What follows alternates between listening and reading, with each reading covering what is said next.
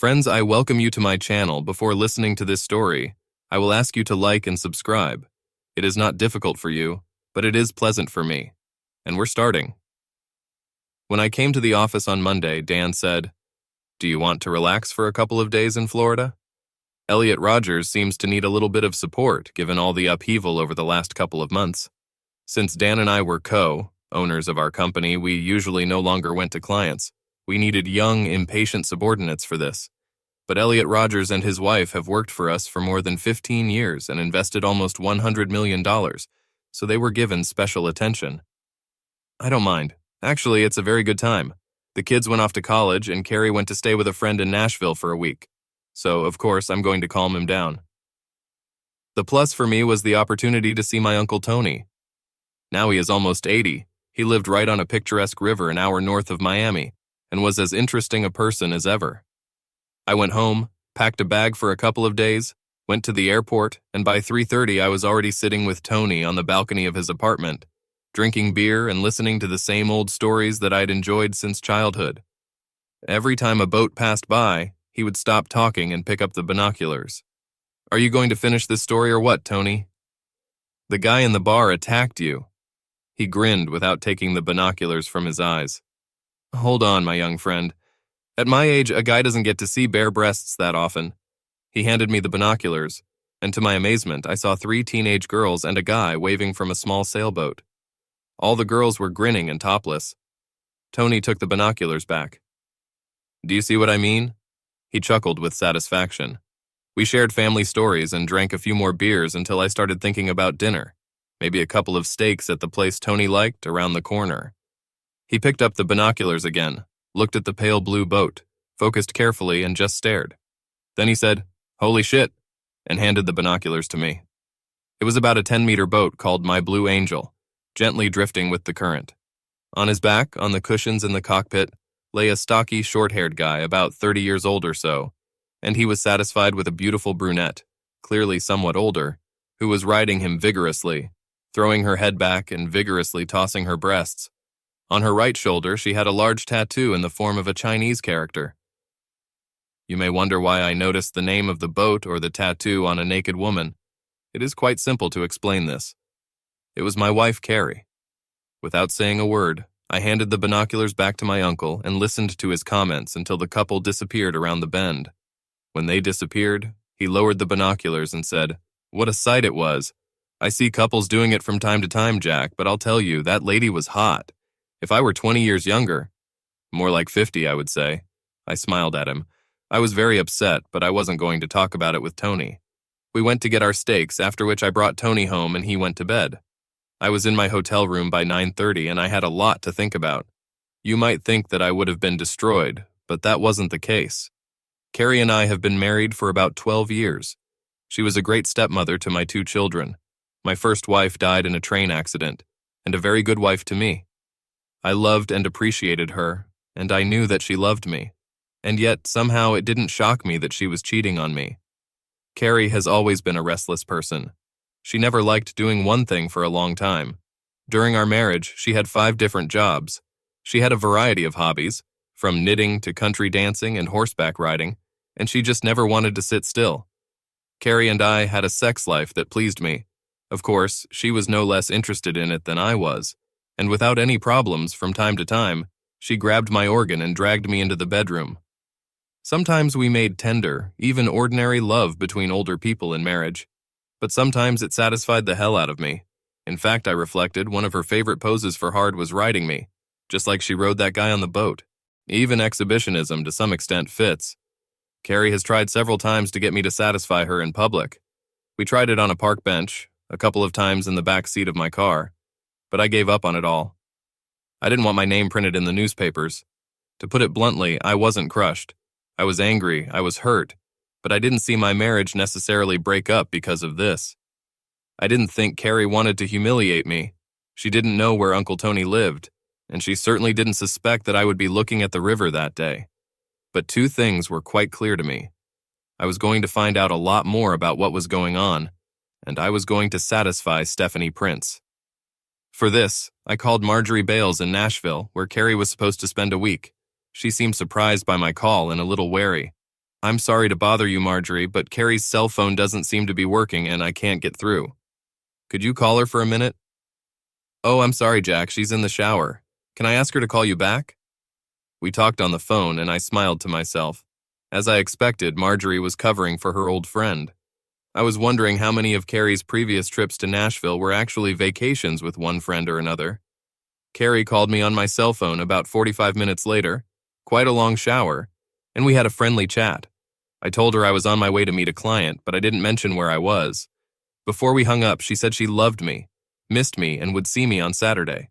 The thing is, I believed her. She really loved me.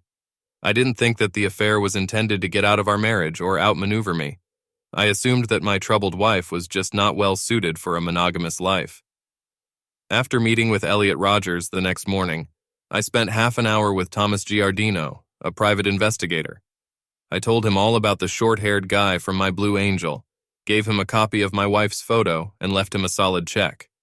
There's no need to break in on them, I told him, and I don't need compromising photos. Just carefully find out what's the matter. Did she stay with him or was it a chance meeting? Who is this guy? Where is he from and what does he do for a living? I want to try to find out how they met and how long they've been doing this. Before I boarded the plane back to Charlotte, I called Stephanie Prince. Hi, this is the man of your dreams. Are you free for dinner tonight? Yes, I'm serious. Carrie's out of town and I want to take you out to dinner. How do you like Fig Tree? Fantasy. I'll pick you up at 8 o'clock. And listen, put on something that is worthy of this beautiful body. I want every man in the restaurant to hate my guts tonight. I laughed and hung up. Then he called the Fig Tree and booked a table. Stephanie Prince was a tall, very hot, red-haired woman in her 32S who lived 3 blocks away from Carrie and me. She sold real estate, knew almost everyone in the city, dated a lot, and for some unknown reason, she was not indifferent to me, even though I was a pretty average guy of 41. 3 or 4 years earlier, after we had met at several neighborhood parties, she made me a serious offer. We were having lunch downtown and she said, "Jack, would you do me a favor?" "Of course," I replied. "Tell me the name." "Lately I've been going through a hell of a hard time. Could you take a couple of hours off today and powder my brains?" When I finished lifting my jaw off the table, we talked about it. If I had considered cheating on my wife with anyone, it would have been Stephanie, and I told her about it. But I took my marriage vows seriously. I know you're happily married, Jack, and I'm not trying to separate you from Carrie. I'm not looking for a husband or even a magical romance. I love making love, and I like you. If you want to lie on the bed with me once or several times, just say the word. I let her go, but I didn't thank her for the flattering offer. And I didn't forget about it either, although it wasn't until I saw Carrie jumping on that guy's male organ that I thought I'd do something about it someday. The steelhead trout in the Fig Tree was the best I've ever tasted, but it paled in comparison to my night in Stephanie Prince's bed. Based on the time spent with an organ in her mouth or in her hot crotch, I have to say that extramarital love, even with condoms, is as amazing as people talk about it. She was passionate, experienced, and tireless. I still don't know why she finds me attractive, but she fucking loved satisfying me until I couldn't get up anymore. And at least part of the time, Carrie didn't get out of my head. Although when Stephanie rode me like a galloping bronco and pulled my hands to squeeze her beautiful breasts, I couldn't help but think about what I'd seen the day before on the Blue Angel. The dinner was surprisingly serious. We flirted, of course, and Stephanie kept hinting at her plans for me after dessert, but we also really talked. She's so attractive that it's easy to overlook how thoughtful and intelligent Stephanie is, but our conversation reminded me of that. It wasn't long before she asked the $64,000 question, right after we placed the order. "Okay, Jack, spit it out. I'm glad you called, but what's going on?" I smiled. "Can't I have an elegant dinner with the most beautiful woman I know?" "What about Carrie?" "Yes, she's attractive too, but," I said. Stephanie slapped my hand, smiling. "Very funny. Really, what's the matter? You've been keeping your distance since I showed interest a couple of years ago, so why today?" I told her what I had seen in Florida and how I felt about it. "It sucks," she said. "I'm sorry, Jack." And I knew she was serious. We spent most of the dinner talking about marriage, cheating, and trust. Stephanie got divorced twice, both times with hot guys who cheated on her, after which she practically abandoned the marriage, so she was very sympathetic. Over a cup of coffee, she asked, "So what are you going to do?" I smiled. In the short term, I'm going to take you home and hope that you'll invite me in. She gave me a half smile and gently touched her foot to my foot under the table. After that, I do not know. I think Carrie and I can get through this. Maybe. I need to know how serious this affair of hers is, and I have a boyfriend who is studying it. But you know what? I think it's time to stop talking about Carrie. I signaled for the check. 5 minutes later, we walked hand in hand to the car. 20 minutes after that, we were already lounging on her couch, and a little later we were naked in Stephanie's bedroom. Over the next few days, the smile on my face from the amazing night with Stephanie came and went, alternating with dark thoughts about Carrie and the future of our marriage. People at work must have noticed something, because on Thursday Dan came into my office, closing the door behind him, and asked, "What?" Sighing, I told him the story. "What are you going to do?" he asked. "Ask me next week," I said. "It depends on what the private investigator finds and what Carrie says. She'll be back Saturday night, so we'll see. I spent Thursday night with Stephanie, and it was just as hot as the first time. I brought Chinese takeout, and we fed each other in bed when we weren't satisfying or licking each other. You know what? I told her around midnight when we were sleepily watching Letterman. I'm really having a good time." "And this is a surprise for you? You idiot." She laughed. "No, that's not what I'm talking about." I kissed her. "Making love to you is just fabulous, Stephanie. I'm serious. You're an amazing lover. But you turned me on so much that it took me a while to notice how much fun I had when we weren't making love. Just talking to you, laughing, watching you drip kung pao chicken on those amazing breasts." I bent down and licked her nipple, enjoying her trembling. I can't believe no one has bought you yet. You deserve better than that. Well, than me, to be honest." She turned off the TV and pulled me to her for a kiss. "You're sweet, Jack, and I had a great time too. But don't belittle yourself. You're a bigger prize than you think. And if Carrie doesn't get her head out of her ass, then women will line up to try to make you feel better." "Including you?" I asked. She looked away. "I don't know. I've almost come to terms with the fact that I'm not a settled girl, but let's just say I don't know, and leave it at that." We left everything as it was, both realizing that everything had become very serious. Clinging to each other, we kissed a little more and fell asleep. And in the morning, Stephanie was light and funny. We took a shower together, joked at breakfast, and went our separate ways. Thomas Giardino, a private investigator from Florida, sent me an email on Friday afternoon. "Here are our preliminary results. Please read and study the attached files and then call my office. I'll be there until 6 p.m. I read the report, looked at half a dozen photos, then called and talked to Giardino for about 20 minutes. The owner of the Blue Angel was a 34-year-old guy named Roger Dion. He was the vice president of sales for a drug supply company and, according to his neighbors, something of a lover of married women. He almost always had a woman at home. She splashed in the pool, sunbathed on the deck, or even moaned and screamed in his bedroom. And women never stayed long. Dion obviously loved variety, not monogamy. The private investigator's photos included several shots of Carrie and Dion together, lying by the pool, getting out of a BMW in his driveway, and in one, they were eating together at a table in the back of the house. There was no lovemaking on any of them, although it was obvious that she lived with him. Several people from Dion's entourage recognized Carrie from the photo I provided, but no one could remember if they had seen her before this week. So what could I conclude? First, Dion was most likely Carrie's short-term boyfriend, or at least a recent acquisition.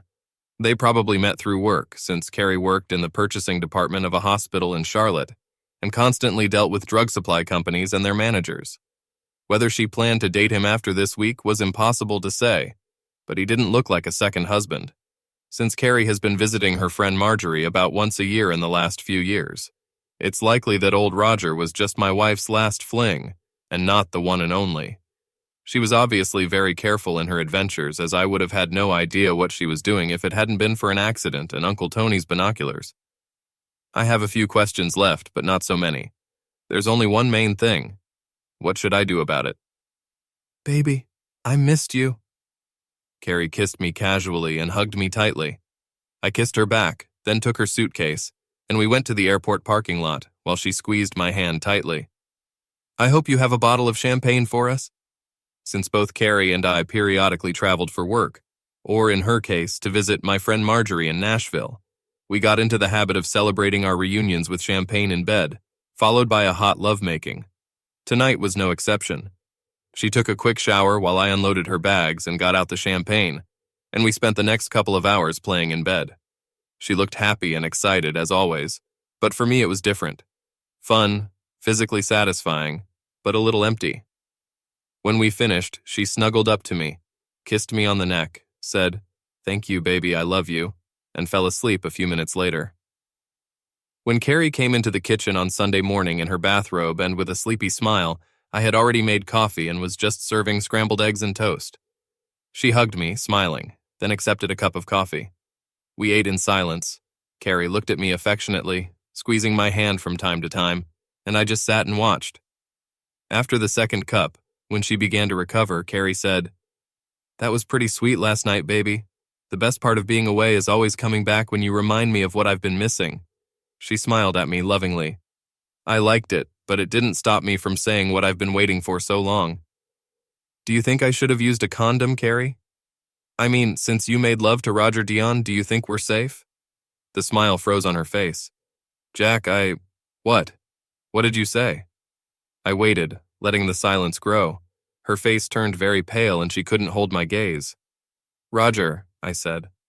"A guy in Florida with a boat. Don't play dumb, honey, it doesn't suit you. Did you use condoms with him? And what about the other guys you've made love to? I think there were at least 5 or 6 of them. Have you been a good girl and practiced safe lovemaking?" Carrie started crying. "Jack, it's not a, what, oh my God, baby, I'm so sorry, I didn't." "Oh my God." She buried her face in her hands, crying even harder. When she looked up at me, her face was stained with tears. I just stared back. "Baby, I am. Jack, I know that oh my God. I know I did something terrible, but how did you know?" Silence. I wasn't going to answer that question. She looked at me and recoiled from everything she saw. Now she was crying harder, blowing her nose into a napkin. I got up from the table. "I'm going to take a shower." When I returned to the kitchen half an hour later, shaved and dressed, Carrie was still sitting at the table, but she had already cleared away the dishes and washed her face. "Honey, I know I owe you an explanation. I know I screwed up and I love you so much, I just can't." "I'm sorry, Carrie," I said. "Not now. I have to be at Stephanie Prince's house. I think I'll be back for dinner. Then we can talk." "Stephanie Prince?" Her sad face became puzzled. "Yes, do you remember Stephanie, the real estate agent? Tall, with red hair? It turns out that she likes me very much, as if we've known each other for 10 years, do you know what I mean?" Carrie looked like pigs had just flown in through the kitchen window. "Stephanie, are you making love to her?" Well, when I found out that our marriage wasn't what I thought it was, I accepted her offer. We made love, yes. So, see you at dinner. Stephanie really did everything in beauty, although I would not say that everything was better than with Carrie. That day, in Stephanie's bed, I left what I thought was a pretty good opinion of myself, considering what I had been doing with Carrie the night before. Then we lay down for a while, ate sandwiches, and watched the Carolina Panthers. Around 6, I got up to take a shower, enjoying the sounds from the bedroom, where Stephanie was yelling at the judges to throw the damn flag at least once in a while, huh? When I came out, she said, "Do you want to stay for dinner? We could order Chinese food again, or pizza or something." I smiled. "I'm sorry, but I can't do it today. I told Carrie I'd be home for dinner." Stephanie sat up straight, giving me a wonderful view of her beautiful breasts.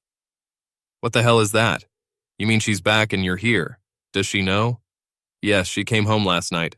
I told her everything this morning. About her boyfriend, I mean. And she knows exactly where I am, although I don't think she likes it very much." A slow smile appeared on Stephanie's face. "You're a tough guy, aren't you?" She got out of bed, pulled on her nightgown, and came over to hug me. "So what does it mean?" she muttered. "About us?" I looked at her. To be honest, I do not know. There aren't many alternatives, and after tonight, I'll know a lot more. I can get divorced, and then you'll be number 1 on my to-do list. I smiled at her. Or I suppose Carrie and I could arrange an open marriage, given what she's doing. In that case, you're also number 1. Or just maybe we'll sort it out and go back to where I thought we were all this time. Stephanie patted my shoulders, looking at me thoughtfully. "I really like you, Jack, both in and out of bed, actually. But I don't think I should be somewhere in the middle of your marriage. That's not what I meant when we started playing. I kissed her. I understand. We need to deal with Carrie first. After that, we'll see. But I definitely wouldn't give up more than what we've been doing, Steph. Catching her off guard, I grabbed her ass and lifted her in my arms. Squealing, she wrapped her legs around my waist and hugged me, giggling as I kissed her hard again. It wasn't easy, but it was worth it. When I entered the house, soft music was playing, Vivaldi or something like that. I looked into the dining room and saw a table set for two, with serving mats, beautiful napkins, and 2 tall candles. Before I could go to look for Carrie, she came in from the kitchen with fried chicken in a large frying pan. She wore one of her beautiful dresses, much more chic than usual for a quiet dinner at home on the weekend. "There you are," she said in a voice full of mock amusement. "Dinner is ready, so sit down." A moment later, she returned from the kitchen with 2 more dishes, rice pilaf and spinach. When I sat down, she took out a bottle of good white wine from the refrigerator, which we both love, and poured us each a glass. "It looks amazing, Carrie," I said. We drank a glass of wine in silence and ate our dinner without much conversation. There was some talk about innocent things, the latest news from the kids, what happened at my job, but there was too much left unsaid, too many topics that needed to be avoided. It was stressful, and she obviously enjoyed it a lot less than I did. When she cleared the table and brought me a beautiful apple pie, I suddenly had enough. All day, indeed, all week, I had thoughts spinning in my head.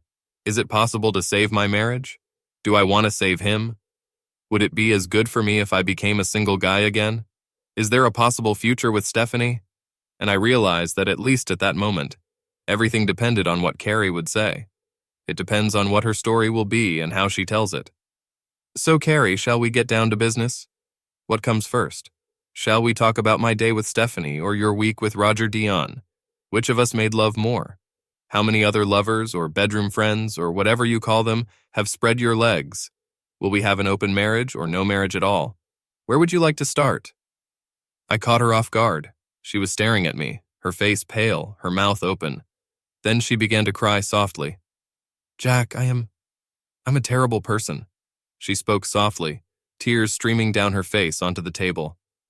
"I'm selfish, I'm immature, I'm a liar and a liar." She looked up at me. "You know that before you I've never had a relationship that lasted even a year. I've always been, I don't know, restless or moody or claustrophobic, always unhappy with what I had. And when we met when we fell in love and you proposed to me, I was so happy, so glad. I felt that at last. Now I've found the right guy and I'm going to love him to death forever. No more worrying about what else or who else is in the world. There is only one person who has made me so happy."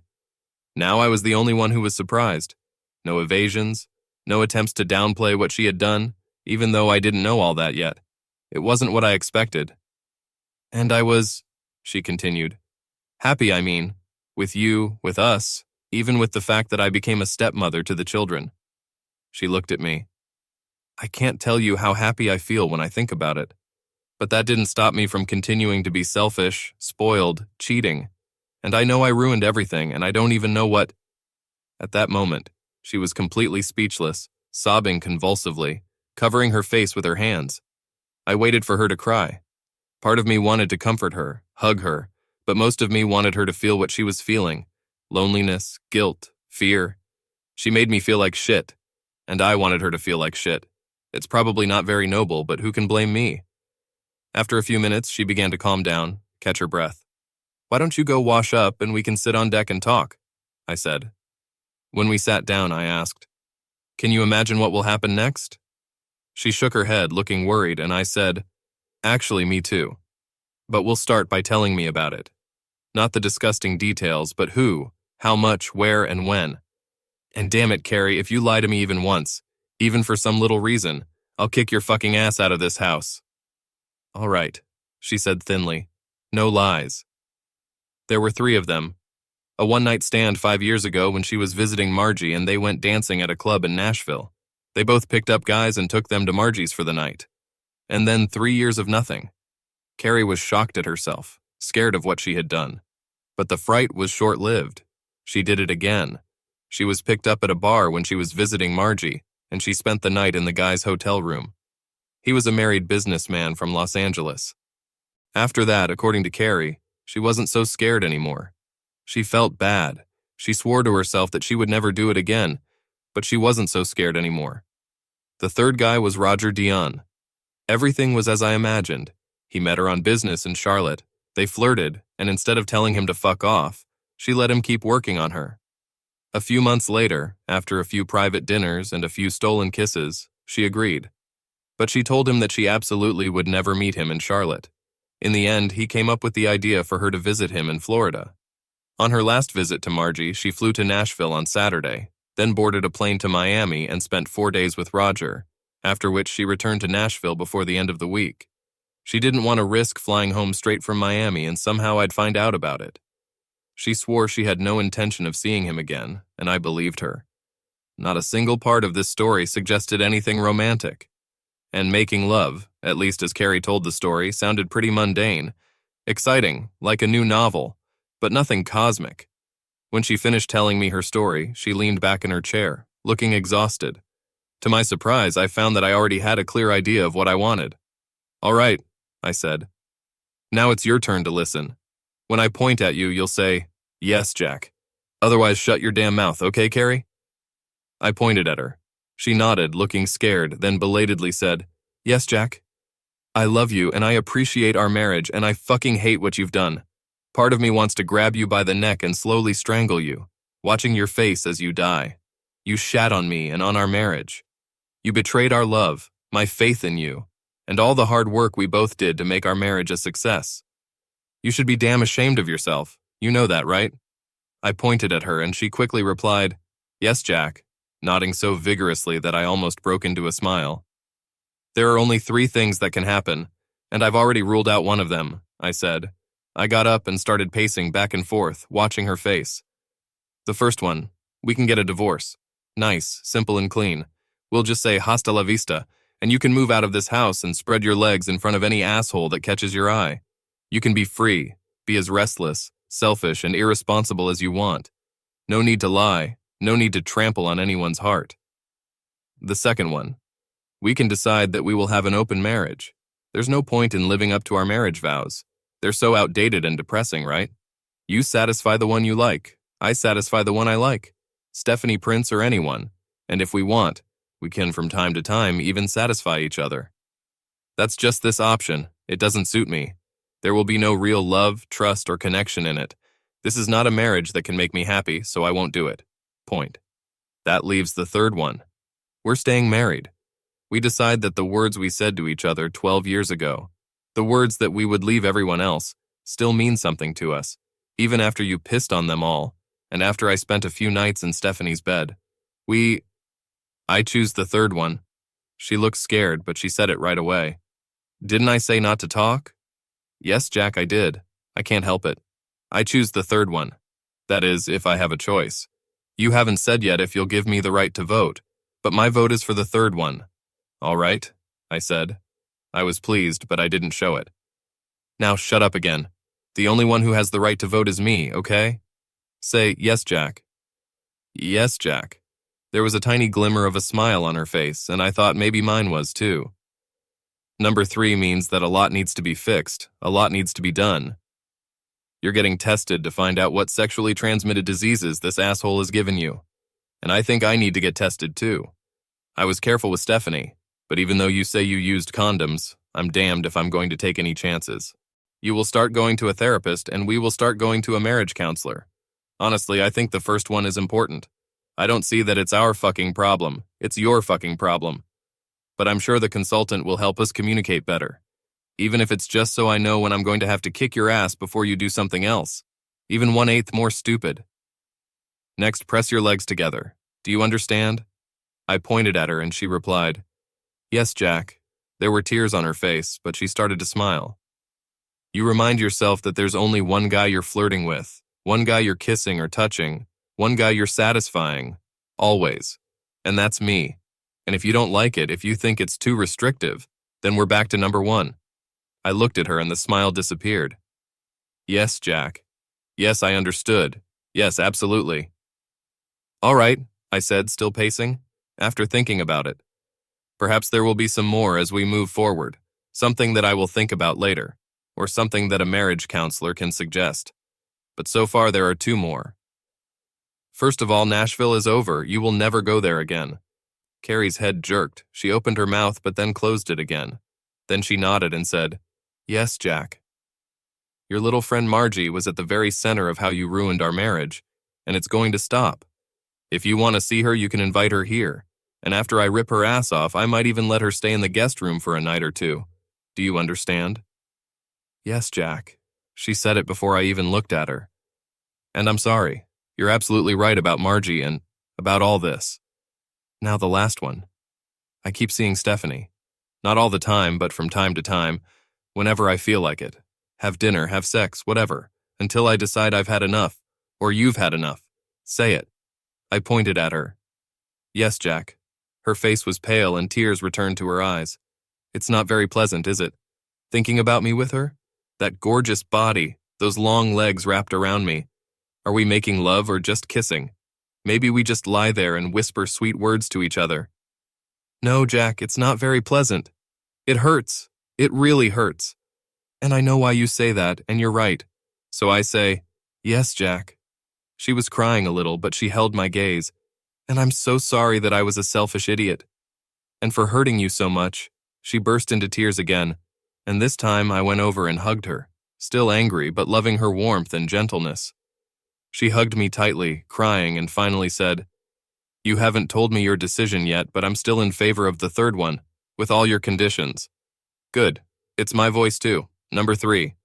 Carrie was fast asleep next to me, snoring softly. I was still awake, I was brooding, but I felt good. The evening ended with a lengthy, lovesick blowjob. She wanted to make love, but I categorically refused to satisfy my own wife with a condom, and she looked rather ashamed when I said it. I knew that I had already satisfied her with my bare bottom the night before, but I wanted to emphasize this. When the blood test results come back, and not a day earlier, I felt surprisingly optimistic about my marriage. Perhaps in part it was just a certain degree of maturity. At 41, my reaction to her cheating was stronger than just the blind rage I might have felt at 25. As I told you at the beginning of this story, I know that Carrie loves me. She's spoiled, but she loves me. So if we can do something about the part that's messed up, maybe we can do it. I didn't think I'd be dating Stephanie for very long. Making love to her was wonderful, and I really liked her, but I couldn't understand how that could stop me from rebuilding my marriage with Carrie. Nevertheless, the very possibility seemed to me a good lever of pressure.